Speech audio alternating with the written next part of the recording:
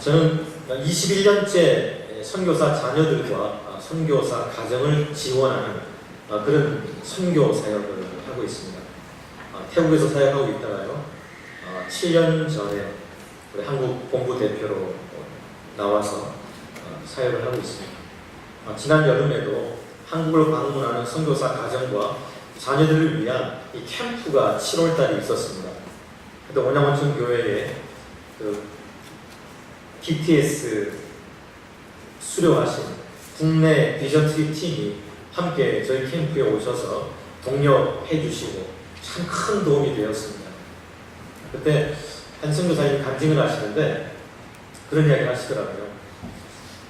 파송된 그 현지가 그 선교의 시작인 줄 알았는데 와서 28개국에서 온 선교사 다른 가정들을 만나보니까 선교의 시작은 그 가정에서부터 시작된 것이었다. 그런 간증을 하시더라고요. 그 간증의 내용은 이렇습니다. 선교사 가정에 어려움이 생기니까 선교하기가 어렵다. 선교사님들에게 문제가 생기면 선교지에서 출소해야 됩니다. 그런데 똑같이 선교사 자녀들에게 문제가 생겨도 더 이상 선교사역을 할 수 없게 됩니다.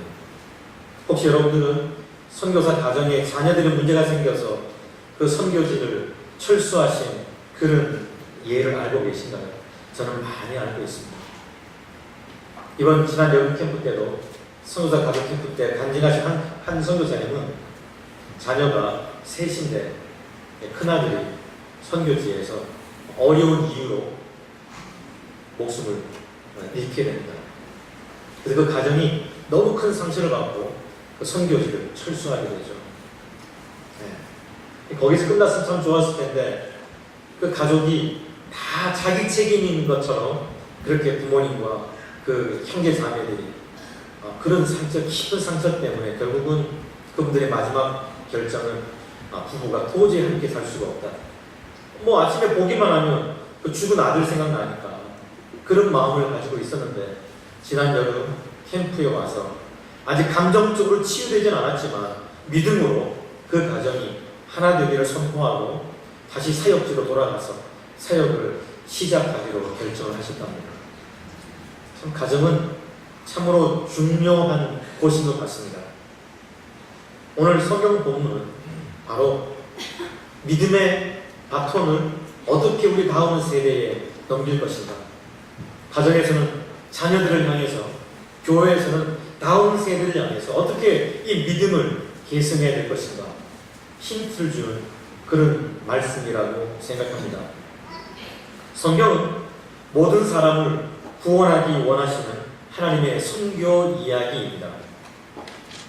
약 4,000년 전에 하나님은 아브라함을 부르셔서 약속을 하십니다. 오늘 본문 말씀처럼.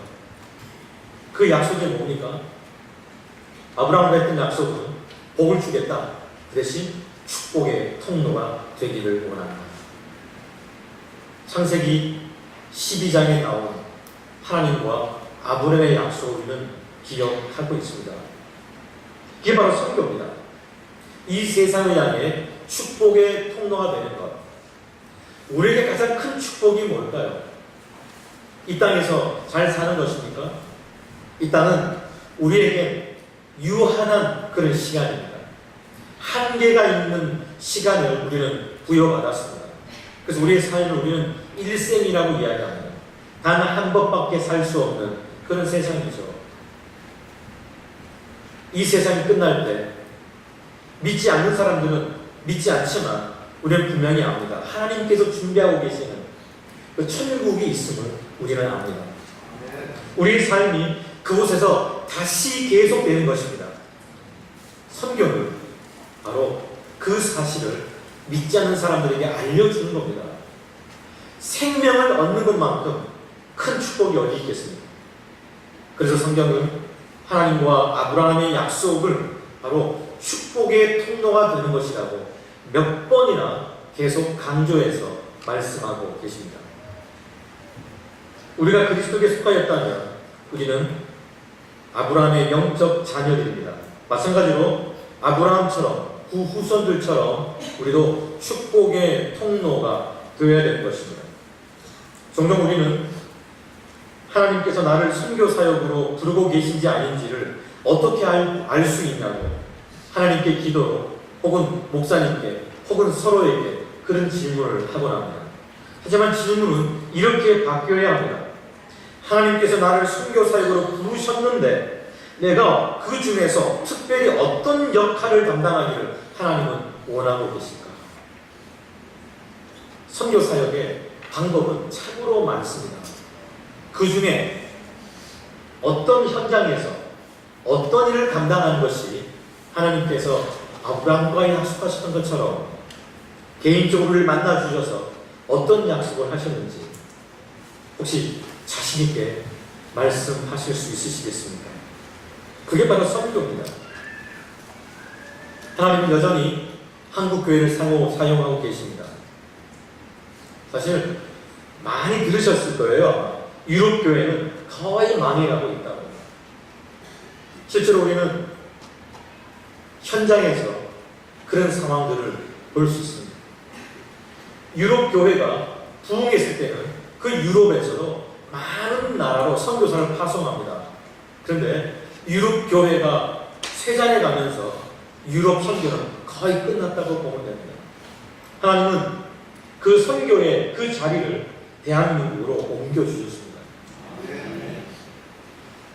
아마 지난 20년 동안 우리 한국 6만 교회의 목회자들은 참 많이 고민했을 겁니다. 왜냐하면 통계해 보니까 20년 전부터 한국 교회가 어렵기 시작한 거예요. 전도하기 어렵고 참 어려워지기 시작했는데 감사한 것은요, 한국 교회는 20년 동안 어려워지고 있었지만 그 어려운 상황 속에서도 한국 교회들은 하나님의 선교를 포기하지 않았습니다.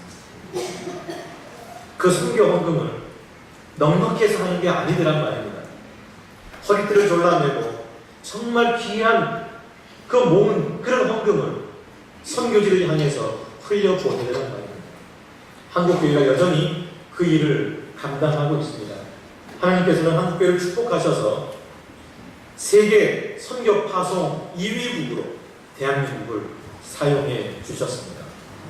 현재 171개국에 2만 1,000여 명의 선교사들이 정말 열심히 사역하고 있습니다.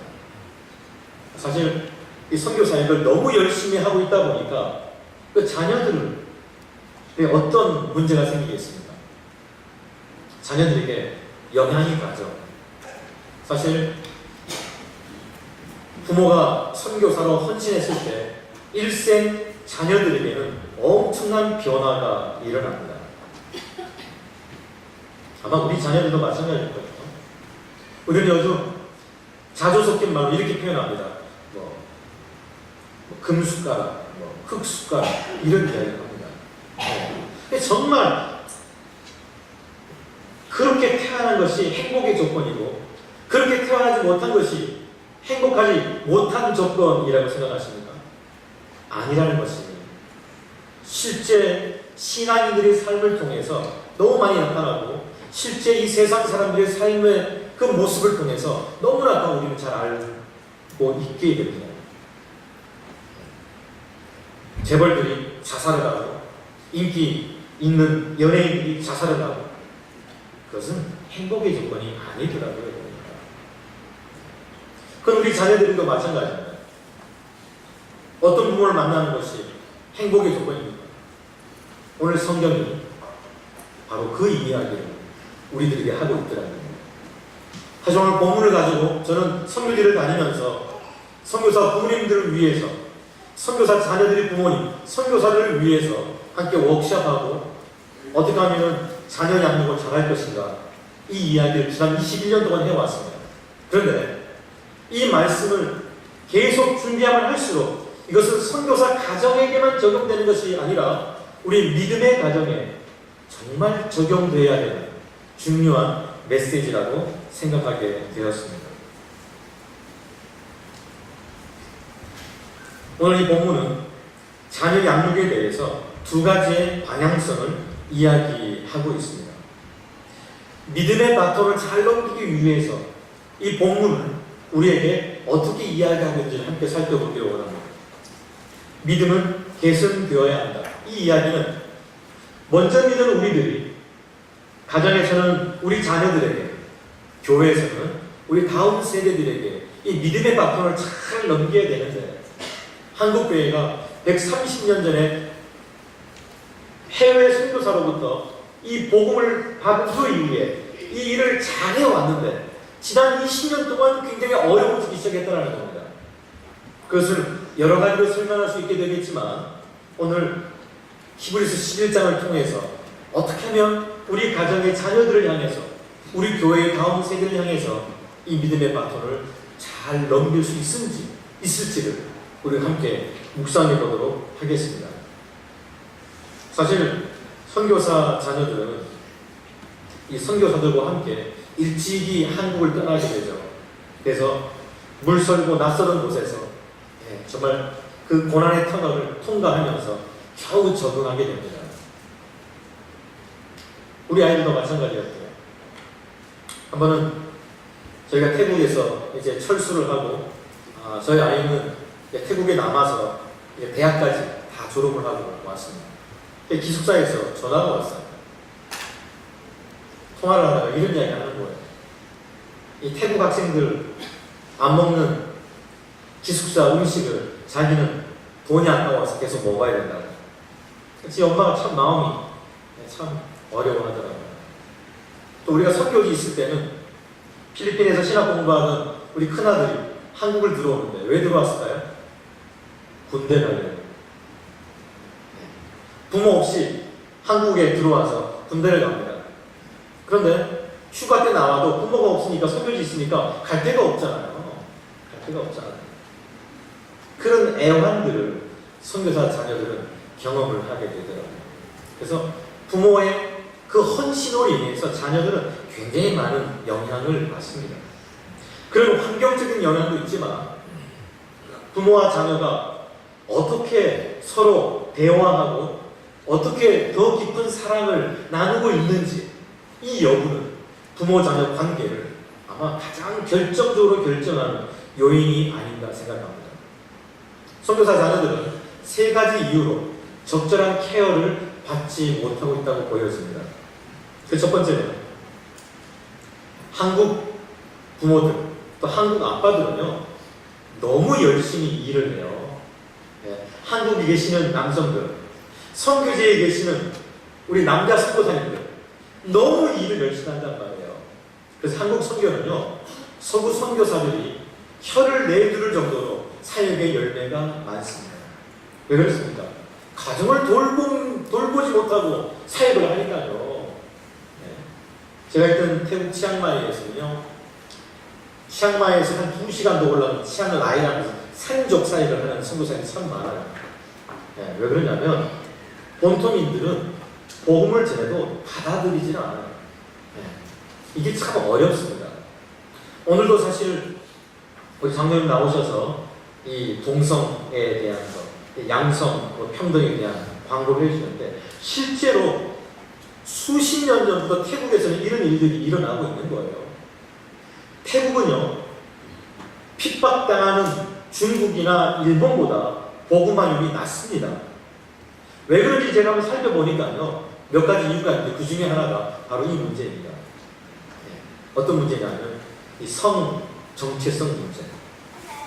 제가 1995년도에 태국 사역을 처음 시작했는데, 태국 가서요, 은행에 가서 이제 은행 통장을 만들려고 보니까 자기 뭐 써야 되는 게 있잖아요. 이름도 쓰고 뭐 주소도 쓰고, 나중에 보니까 성별란이 있습니다. 대개 성별란은 남성, 여성 이렇게 나와야 되는데 벌써 굉장히 오래전이에요. 그때 벌써 남성, 여성, 트랜스젠더 있는 거예요. 깜짝 놀랐습니다. 하나님의 창조 원리, 하나님의 창조성과 다른 이야기가 이미 태국에서는 너무 자연스럽게 받아들여지고 있는 거예요. 복음 전하기가 굉장히 어려워. 그걸 반대해야 되기 때문에. 그게 바로 정체성이라고 이야기합니다. 남성이나 여성이나 성 정체성이죠. 정체성은 여러 가지로 우리에게 중요합니다. 우리 신앙생활에 있어서도 이 정체성은 굉장히 중요합니다.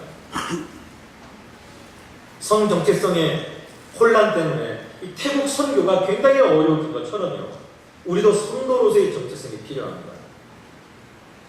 성도의 정체성은 무엇일까요? 제가 읽은 이야기 중에 제가 좋아하는 낙타 이야기라는 이야기가 있습니다. 낙타가 동물원에서 엄마와 아들이 대화를 하는데요, 아들이 묻습니다. 엄마, 왜 우리는 등에 혹이 2개나 나 있어요? 다른 동물과는 달리. 엄마가 말하기를 하나님이 낙타를 그렇게 혹을 만드셔갖고 사막을 지나갈 때 그 혹에서 물도 대신할 수 있고 영양도 공급할 수 있고 그렇게 만드신 거란다. 아, 그렇군요. 근데 엄마, 우리의 속눈 속이 왜 이렇게 뻣뻣하고 세요? 그랬더니 엄마가 하는 이야기가 사막을 지나가다 보면 모래바람이 부는데 그 두껍고 센 눈썹을 한 번만 빡빡 해주면 그 모래바람에 날라오는 그 모래들을 다 해결할 수 있겠단다. 아, 그렇군요. 근데 엄마, 우리 발은 왜 이렇게 통굽으로 생겼어요? 사막을 지나가다 보면 발이 축축 빠지는데 금방금방 뺄 수 있도록 그렇게 하나님 만드셨단다. 아, 그렇군요. 마지막 질문을 이렇게 하네요. 그런데 엄마, 우리는 왜 동물원에 있어야 되죠? 낙타는요, 하나님 사막에서 살 수 있도록 정말 잘 만든 동물입니다. 동물원에 있으면 자기의 정체성에 대해서 확신을 할 수가 없죠. 그렇게 사용해 본 적이 없기 때문에 성도의 정체성은 아브라함과 약속했던 것처럼 축복의 통로가 되는 것에 있습니다. 바로 그것을 교회의 핵심가치인 예배, 셀, 선교의 3번째 단어, 원양원천교회가 기도로 준비했던 이 가치, 선교라고 표현할 수 있겠습니다.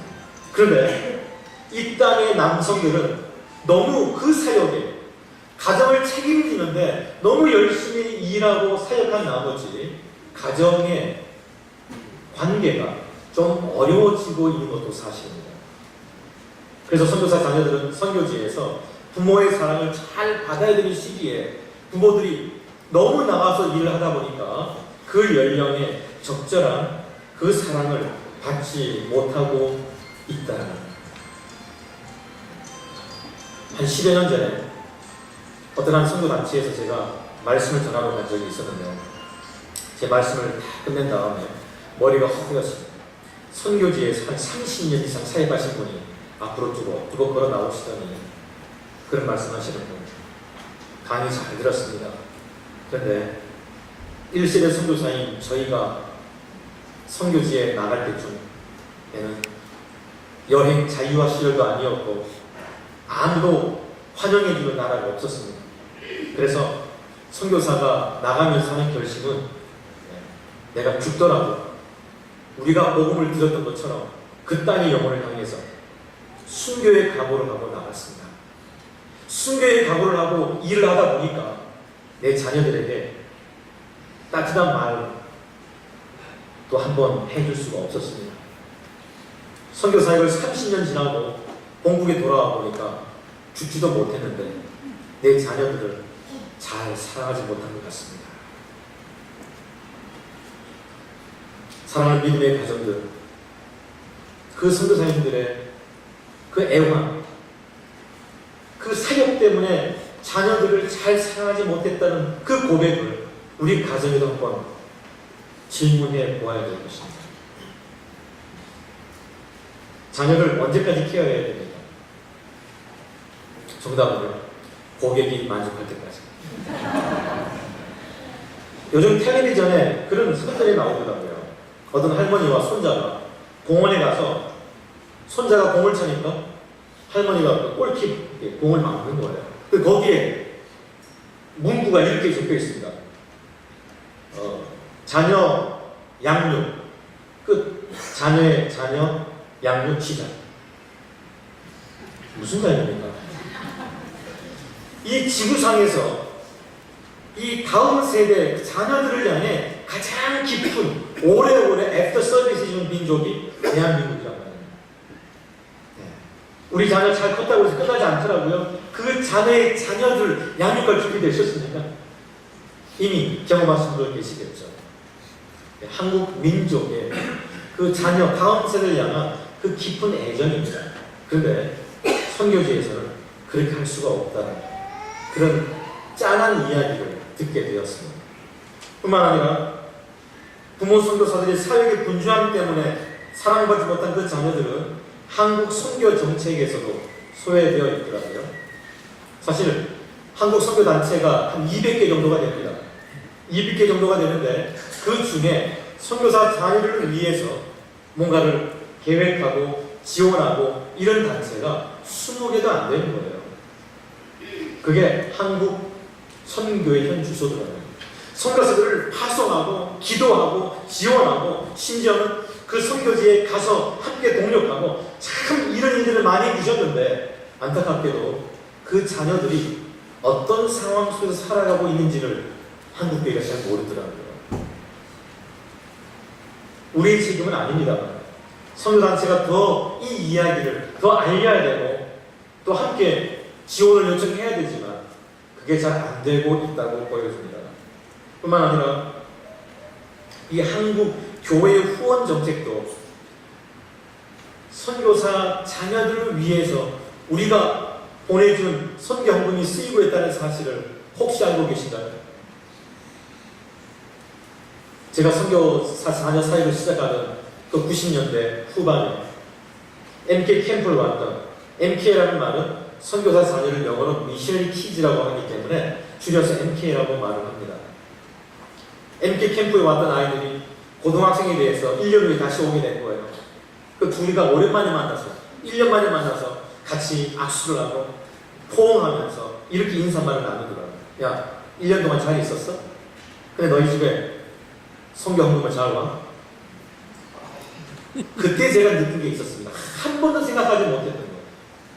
한국 교회가 정말 기도하면서 허리띠를 졸라매며 선교 현장을 향해서 지원했던 그 선교 헌금이 사역에만 사용되는 것이 아니라 그 자녀들도 함께 운명 공동체로 그걸 통해서 자라고 있다는 사실을 그때 처음으로 깨닫게 되었습니다. 오늘 이 성경 본문을 한번 보도록 하겠습니다. 그럼 어떻게 이 믿음의 바톤을 우리 자녀들에게 넘기겠습니까? 11장 9절입니다. 믿음으로 그가 이방의 땅에 있는 것 같이 약속의 땅에 거류하여 동일한 약속을 유업으로 함께 받은 이삭 및 야곱과 더불어 장막에 거하였습니다.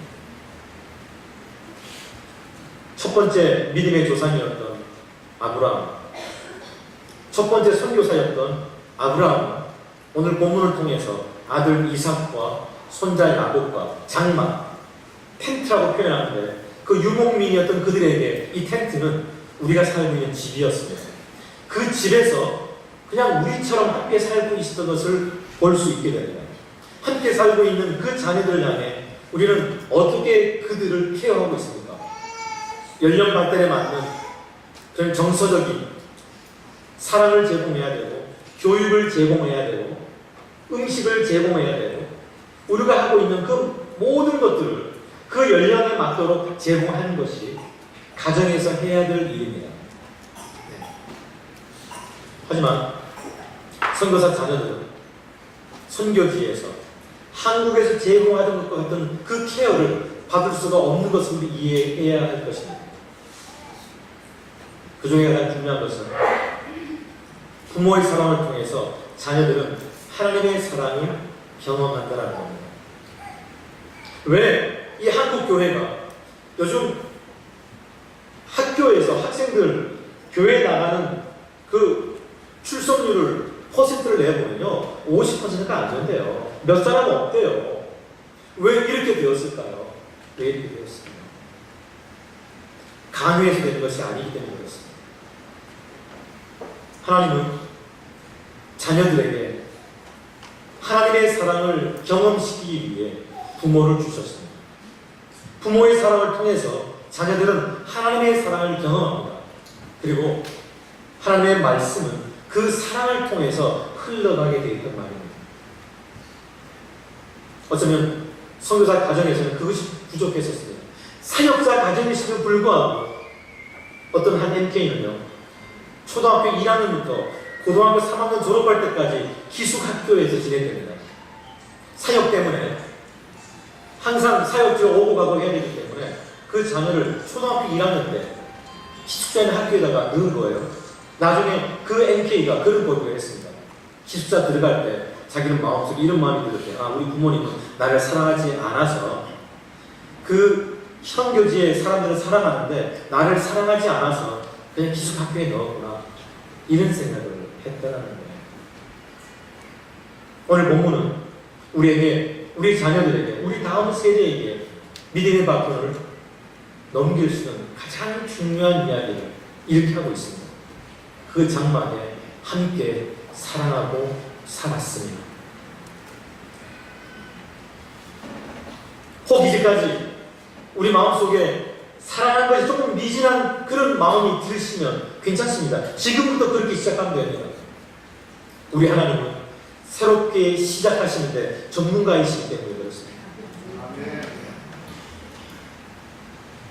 하지만 우리는 우리 자녀를 하나님의 우리 주신 그냥 선물인 자녀로만 생각하면 안 된다는 두 번째 이야기를 우리에게 이 말씀을 제공하고 있습니다.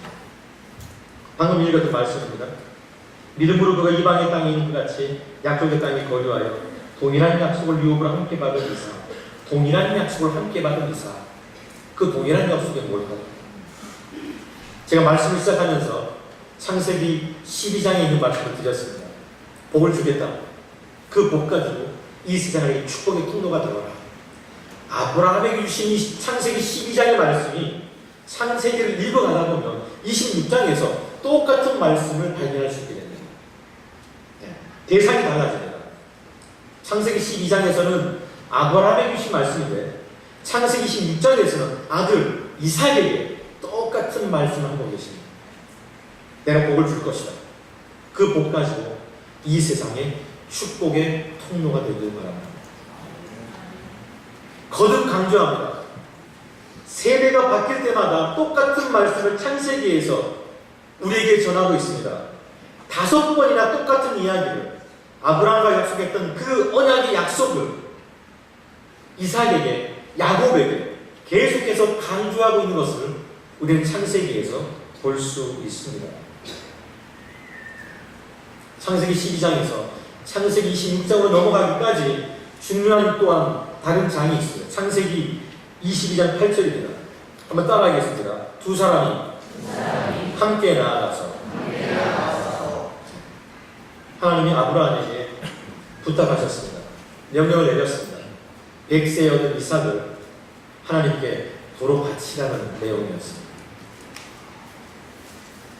함께 살던 그 집에서 모리아산까지 가는 그 기간이 3일이었습니다. 모리아산까지 가는 동안 아버지 아브라함은 아마 갈등 많이 했을 겁니다. 어떻게 하나님은 100세에 얻은 아들을 바치라고 했을까? 아마 이삭도 좀 눈치채지 않았을까요?